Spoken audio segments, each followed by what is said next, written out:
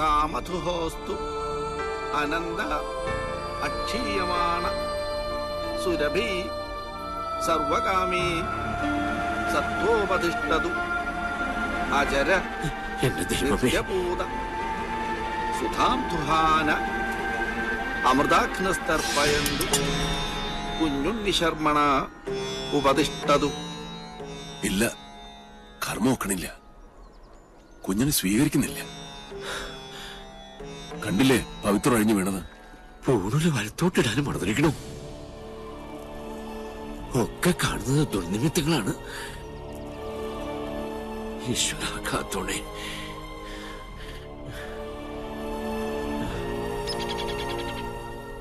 കണ്ടു നിൽക്കാൻ പറ്റണില്ല. ചെയ്യുന്ന കർമ്മങ്ങളും ചൊല്ലുന്ന മന്ത്രങ്ങളും കുട്ടനെ പിഴയ്ക്കണു. ചോറൂട്ടിയ കൈകൊണ്ട് തന്നെ ഇപ്പോ ഇതൊക്കെ കാണാൻ എന്ത് പാപമാണ് ഞാൻ ചെയ്തത്? പ്രതികാരം ചെയ്യിച്ചിട്ടേ കുഞ്ഞുണ്ണി ഈ ഭൂമുഖത്തുനിന്ന് പോവും. മണിയക്കോട്ട് സാവിത്രി ഇനി അനുഭവിക്കാൻ പോണേ. നോക്കിക്കോ.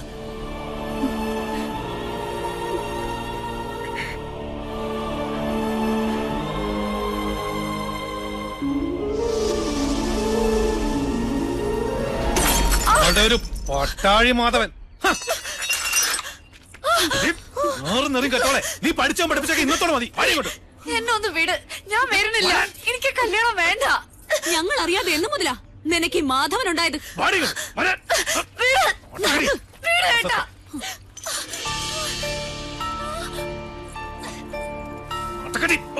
ഒരു ആരാധനാമൂർത്തി. അച്ഛാ, ഞാൻ മിണ്ടരുത്. നീ ഏത് നമ്പൂരിയുടെ ഭാര്യയാകണമെന്ന് ഞാൻ തീരുമാനിച്ചിട്ടുണ്ട്. അതല്ലാതെ ഏത് കാമദേവൻ വന്ന് എന്റെ കാൽ കീഴി കിഴിവെച്ച് സാഷ്ടാംഗം പ്രണമിച്ചാലും വിട്ടുകൊടുക്കില്ല കുത്തൻ. ഈ ടീച്ചറിനെ തിരിച്ചു വരില്ല എന്ന് പറഞ്ഞേക്ക്. തടയാൻ ധൈര്യം ഉണ്ടെങ്കിൽ വരാൻ പറ പട്ടാഴി മാധവനോട്. Hello sir.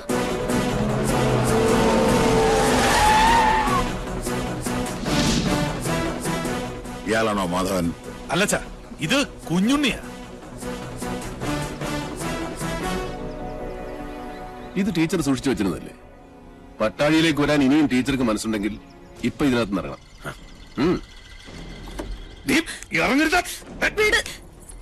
ധൈര്യമായിട്ട് വന്ന് കയറ്. കുഞ്ഞുണ്ണി കൊണ്ടുപോകും ടീച്ചറെ. ഒരുത്തനും നമ്മളെ തടയില്ല. നീ ഇവിടെ കൊണ്ടുപോകുന്ന കാണട്ടെ. ഈ കൂത്ത് നിന്റെ അമ്മയുടെ കൂത്തമ്പലത്തിൽ വെച്ചാൽ മതിടാ മണിയൻകൊട്ട പോത്തെ. അവനവന്റെ പ്രായത്തിനും ആരോഗ്യത്തിനും ചേരുന്ന അലർച്ച മതി. ഇനി അലറിയാൽ മൂത്ത് നരച്ചെന്നൊന്നും ഞാൻ നോക്കൂല. അടിച്ച് മടക്കി പോത്തുണ്ടി ഡാമിൽ എറിയും. വാസോ, അടിച്ച് കൊല്ലണ കണ്ടേ. എന്താടാ?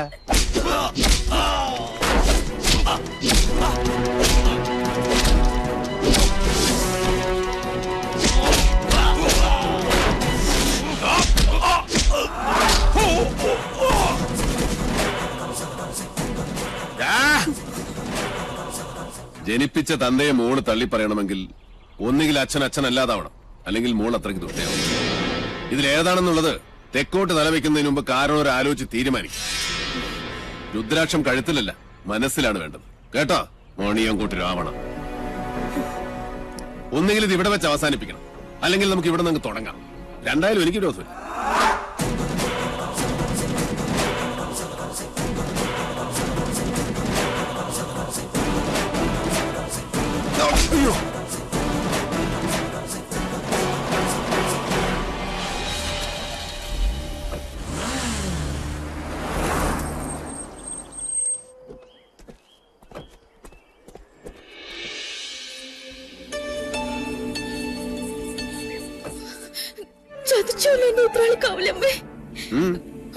അതാരാ കുഞ്ഞുണ്ണിയുടെ കൂടെ?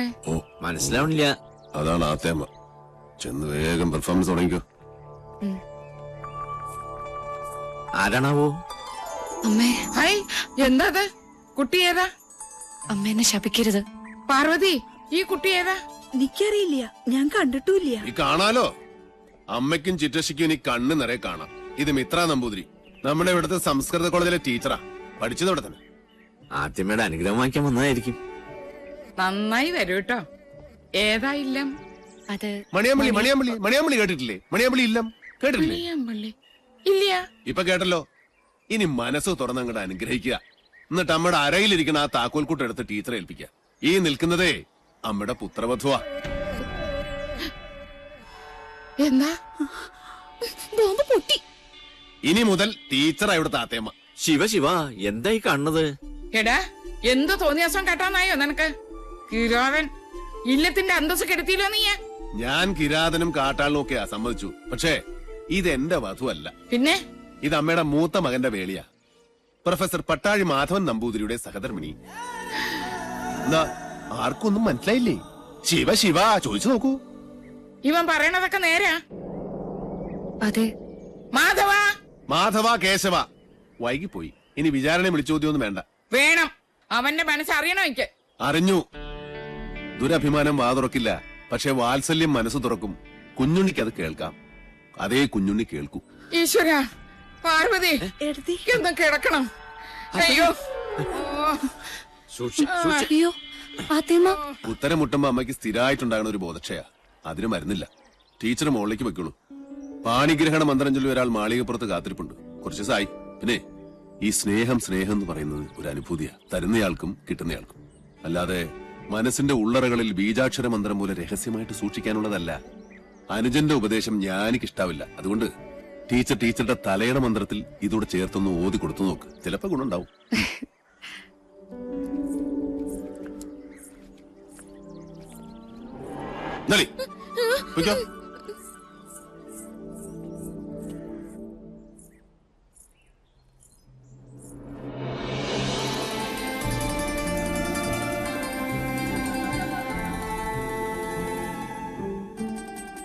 കണ്ടുവല്ലേ, അഗ്നിയാകാനും ഹിമമാകാനും നിമിഷാർത്ഥം പോലും വേണ്ടാത്ത എന്റെ ഉണ്ണിയെ.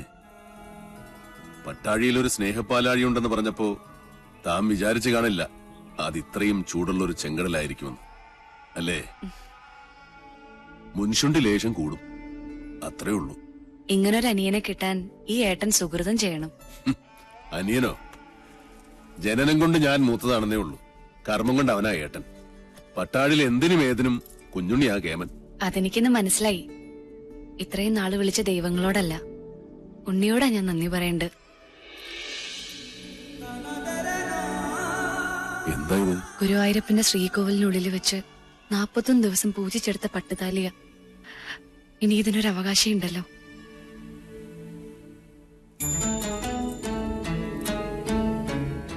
എന്താ ഇയാൾ ഉദ്ദേശിക്കണേ? എന്റെ കഴുത്തിൽ ഈ ചരട് കെട്ടിത്തരണം. ഇപ്പോ ഈ നിമിഷം. കൊള്ളാം. കൊട്ടും കുരവയും അഗ്നിസാക്ഷിയും ഇല്ലാതൊരു വേളി നടക്കട്ടെ. അതാവും യോഗം. എന്നാലും 1000 കർഗഹോമങ്ങളുടെ ബലമുണ്ട് എന്റെ ഉണ്ണിയുടെ ആശീർവാദത്തിന്. അത് മതി, എനിക്കത് മതി.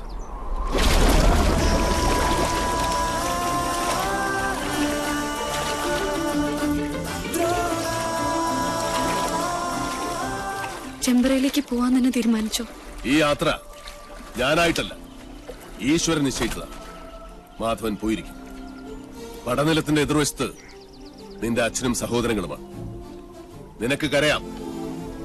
ചെമ്പ്ര ഇനി ശ്മശാന ഭൂമിയാകാൻ അധികം കാലമില്ല. ഒരു താത്രിക്കും രക്ഷിക്കാൻ കഴിയില്ല ചെമ്പ്രയെ.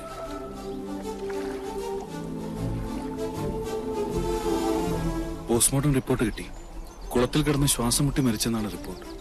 നെല്ലൂർ മന വിൽക്കാനൊരു നീക്കമുണ്ടെന്നറിഞ്ഞു. മന പൊളിച്ചു മാറ്റാനേ പ്ലാൻ. ഒരു ഗ്രഹം ഭൂമിക്ക് മുകളിൽ നിൽക്കണോ വേണ്ടോ എന്ന് തീരുമാനിക്കുന്നത് മനുഷ്യനല്ല.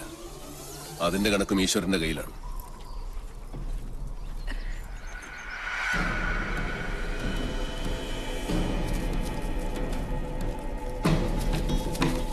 ഒന്ന് പെട്ടെന്നാവട്ടെ.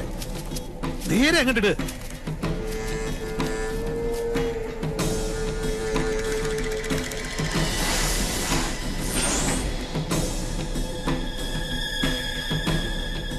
ആ പടവ് വരെ അങ്ങോട്ടിട്ട്. ആ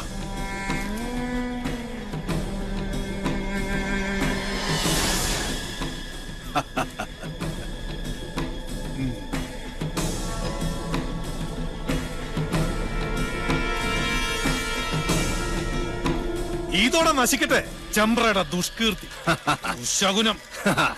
നിന്ന് കത്തട്ടെ ദാ അസ്ഥിവാരം വരെ ചാമ്പലാവണം.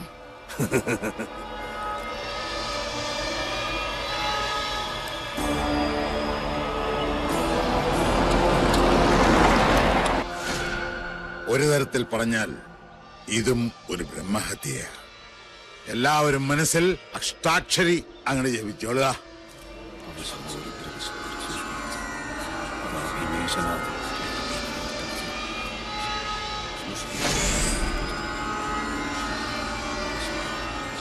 ഇനി ഒട്ടും അമാന്തം വേണ്ട, അതിനങ്ങിട്ട് അമർത്തുക.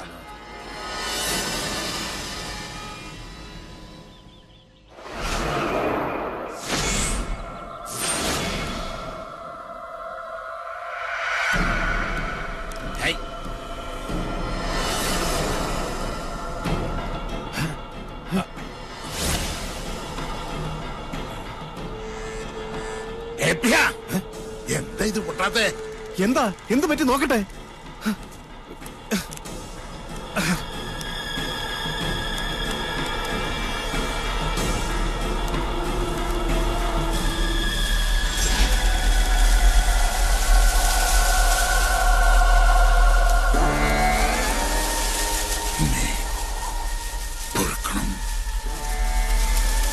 മക്കളുടെ മൂഢത മാർപ്പാക്കണം. അത് ലൂസ് കോണ്ടാക്ട് ആയിരിക്കും. ഒന്ന് ഞെക്കി നോക്ക്. ഒരക്ഷരം വേണ്ടി പോരുത്. മണ്ട ഗണേശൻ, കണ്ണു തുറന്ന് നോക്ക്. അന്തരീക്ഷത്തിന്റെ മട്ടും ഭാവവും മാറുന്നത് കാണുന്നില്ലേ? എന്തോ വരാൻ പോകുന്നെന്ന് എന്റെ മനസ്സ് പറയുന്നു. ശോഭയിൽ തെളിയുന്ന ദ്രോണ, നക്ഷത്ര കോടികൾ കഥിപനാം ദ്രോണ, ഉദയത്തിലോംകാര ശംഖമാം ദ്രോണ, ശരമാരിയാൽ ശിവനെ അർച്ചിച്ച ദ്രോണ.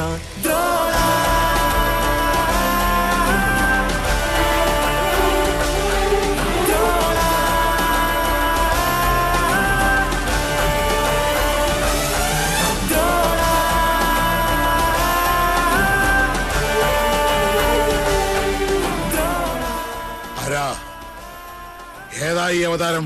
10 അവതാരങ്ങളും ആണുങ്ങളായിരുന്നു. ആണുങ്ങളെ കണ്ടിട്ടില്ലാത്ത മണിയങ്കോട്ടെ അച്ചിക്കോന്തന്മാർക്ക് പുരുഷ പ്രജകളെ കണ്ടാൽ കണ്ണിൽ ഇരുട്ട് കയർ പിച്ചും പേയും പറയും. മാധവൻ, പട്ടാഴി മാധവൻ. ഇയാളെന്തിനാ ഇങ്ങോട്ട് വന്ന? അച്ഛനും മക്കളും വെച്ച പടക്കൊന്തേ പൊട്ടിയില്ലേ? രാവിലെ ഇല്ലത്തുനിന്ന് ഇറങ്ങുമ്പോ നെല്ലൂർമനെ കാറ്റത്ത് ധൂളിയാക്കി പറത്തിക്കളയാമെന്ന് വ്യാമോഹിച്ചു അല്ലേ? എനിക്ക് നെല്ലൂർമനെ ഇതുപോലെ കാണണമെന്ന് മോഹമുണ്ടെങ്കിൽ അത് തടയാൻ മാത്രം പോന്നവരല്ല മണിയങ്കോട്ട മണ്ണുണ്ണികൾ. മാധവൻ, പട്ടാഴി മാധവൻ, പട്ടാഴി മാധവൻ നമ്പൂതിരി. ഭഗവാന്റെ തിടമ്പ് പോലെ ചൈതന്യമുള്ള പട്ടാഴി മാധവൻ എന്തിനാ തിടുക്കപ്പെട്ടിപ്പ് ഇങ്ങോട്ട് വന്നത്? മന വാങ്ങാനോ അതോ കുഞ്ഞുണ്ണിയുടെ കൊലയറ കാണാൻ?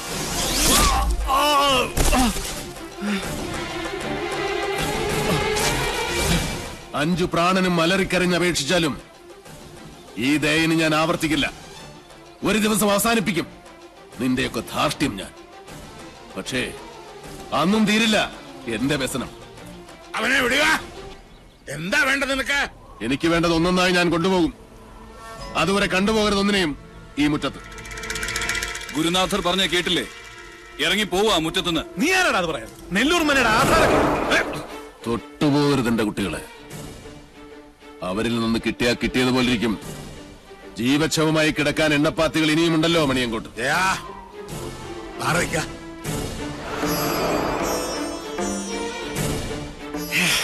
ആധാരം കാണണോ?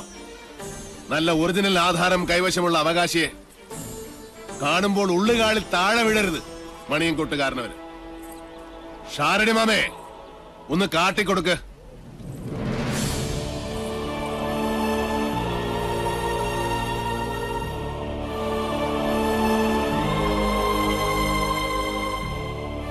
നെല്ലൂർ മനയുടെ അവകാശി തുളസിമണി. മനസ്സിലായില്ലേ? നെല്ലൂർ ഹരിനാരായണന്റെ ഒരേ ഒരു മകൾ.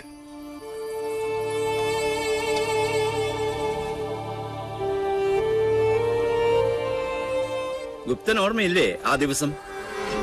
അന്ന് ഹരിയുടെ തോളിലിരുന്ന 5 വയസ്സുകാരി പെൺകുട്ടിയെ ആർക്കും കൊടുത്തില്ല. മണിയങ്കോട്ട് സാവിത്രിയുടെ കണ്ണിപ്പോലും പെടാതെ ഇവളെ ഞാൻ ഷാനത്തെ അടുക്കളയിലിട്ട് വളർത്തി ദുഷ്ടഗ്രഹങ്ങളുടെ ദൃഷ്ടിയിൽ നിന്നും ഒളിപ്പിച്ചു. സൂക്ഷിച്ചു നോക്കി മുഖത്തേക്ക്. ഇത് ഹരിനാരായണന്റെ മകളല്ലെന്ന് പറയാൻ പറ്റുമോ ക്രമൂപ്പീന്? പറ്റില്ല.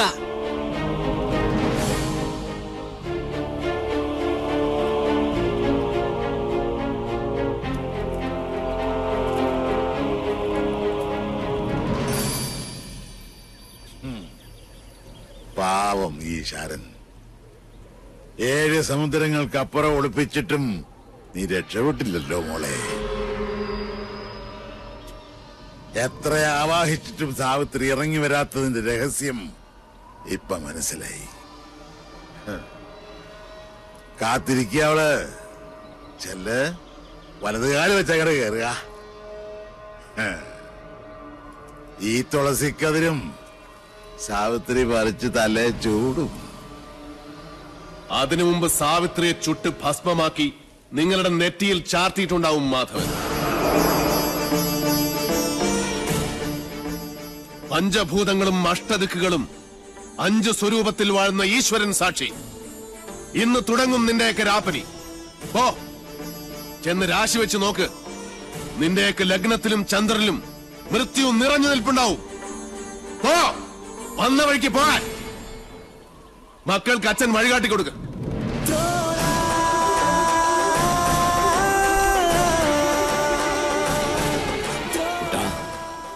ആഴമറിയാത്ത ചുഴിയിലേക്ക് കാലെടുത്ത് വെച്ചു പോയി അച്ഛനും മകനും.